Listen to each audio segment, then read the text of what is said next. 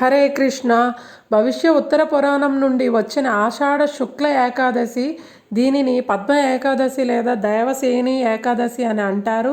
ఈ రోజు నుండి చతుర్మాసాలు ప్రారంభమవుతాయి.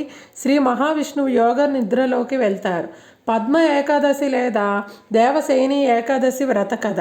పుణ్యాత్ముడు అయిన యుధిష్ఠిర మహారాజు శ్రీకృష్ణుని ఇలా అడిగారు: ఓ కేశవ, ఆషాఢమాసం శుక్లపక్షంలో వచ్చే ఏకాదశి యొక్క మహత్యాన్ని తెలపండి అని. శ్రీకృష్ణుడు సమాధానంగా ఇలా చెప్పారు: ఓ భూమికి పరిరక్షకుడా, నీకు నేను ఒక అద్భుతమైన పూర్వకథను చెబుతాను. అది దేవతల అధిపతి బ్రహ్మదేవుడు తన కుమారుడు నారద మహర్షికి చెప్పినది.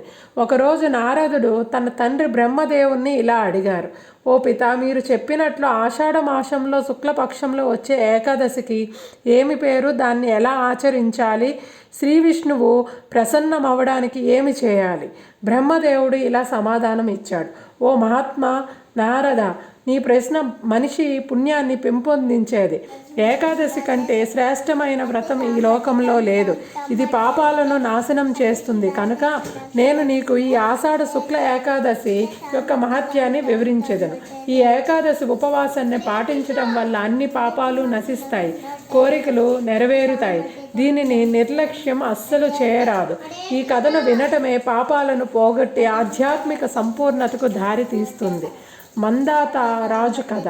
ఓ నారద, ఒకప్పుడు సూర్యవంశానికి చెందిన మందాత అనే రాజు ఉండేవాడు. అతడు ధర్మపరుడు, నిజాయితీ గలవాడు. ప్రజలను తన కుటుంబ సభ్యుల్లా చూసుకునేవాడు. అతని రాజ్యంలో వ్యాధులు, కరువులు, కలహాలు ఏమీ ఉండవు. ప్రజలు ధనికులు, రాజు ధనవంతుడు, కానీ ధర్మపరుడు.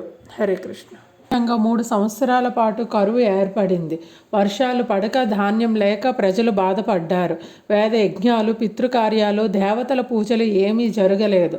ప్రజలు రాజును కలిసి ఇలా మొరపెట్టుకున్నారు: ఓ రాజా, నీ రాజ్యంలో నీతిగా పాలన జరిగింది, కానీ నీ దయ వలన మేము ఇంకా బ్రతికే పరిస్థితుల్లో ఉన్నాము. దయచేసి మాకు పరిష్కారం చూపండి. రాజు చెప్పాడు: మీరు చెప్పింది నిజం. ధాన్యం లేకపోతే జీవితం ఉండదు. నేను చాలా కాలంగా తపస్సు చేసి మన సమస్యకు కారణాన్ని తెలుసుకోవాలనుకున్నాను, కానీ నాకు తప్పు ఏమీ కనిపించలేదు. అయినా మీరు శాంతిగా ఉండేందుకు నేను ప్రయత్నిస్తాను. అతడు తన సైన్యం మరియు మంత్రిమండలితో కలిసి అడవికి వెళ్ళి మునులను కలవడానికి బయలుదేరారు. ఒకచోట అతడు అంగిరా మునిని కలుసుకున్నాడు.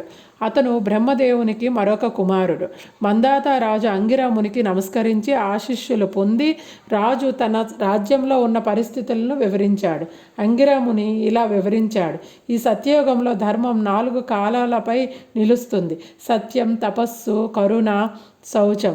అందరూ బ్రాహ్మణులను గౌరవిస్తారు, కానీ నీ రాజ్యంలో ఒక శూద్రుడు అనాధికారంగా తపస్సు చేస్తుండడం వల్ల ఈ కరువు వచ్చింది. రాజు అడిగాడు: ఓ ముని, అతడు పాపం చేయకపోయినా నేను ఎలా శిక్షించగలను? దయచేసి ధార్మిక పరిష్కారం చెప్పండి.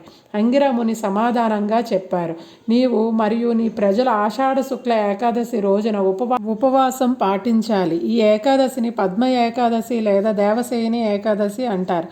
ఈ ఉపవాసం వలన వర్షాలు పడతాయి, ధాన్యం పుట్టి ప్రజల జీవితం మళ్ళీ సుఖంగా మారుతుంది. రాజు తిరిగి పల్లకిలో రాజధానికి వచ్చి అందరికీ ఉపవాసం ఆదేశించాడు. అందరూ ఆ ఉపవాసాన్ని పాటించగా వర్షాలు వచ్చాయి. ప్రజలు మళ్ళీ సుఖంగా జీవించసాగారు. శ్రీకృష్ణుడు ధర్మరాజుని చూసి ఇలా అన్నారు: ఓ పాండవ, ఈ పద్మ ఏకాదశి వ్రతం పాటించే వారికి అనేక జన్మల పాపాలు తొలగిపోతాయి. ధన ధాన్యం భోగాలే కాక మోక్షము సిద్ధిస్తుంది. హరే కృష్ణ.